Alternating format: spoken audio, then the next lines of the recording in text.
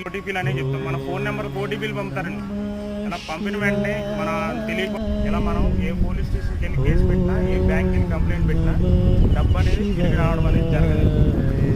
ఏమవుతుంది, మీరు వెళ్ళి మా డబ్బులు దుబ్బేశారు అదే ఏదైనా బ్యాంక్ మీద గొడవ పెట్టుకుంటారు, వాళ్ళు తిరిగి చెల్లిస్తారని అలా పోయినందుకు ఎవరో చెల్లించరండి.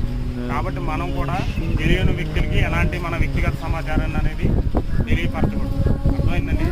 ఇంకా వేలి ముద్రలు వేసి డబ్బులు తీసుకుంటారు, ఏ డేట్లో తీసుకున్నాం అనేది ఖచ్చితంగా వస్తుంది. మనం తీసుకున్న వెంటనే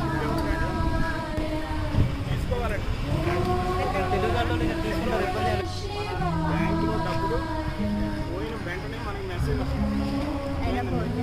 తీసినా వేసినా కానీ మనకి మెసేజ్ వస్తుంది.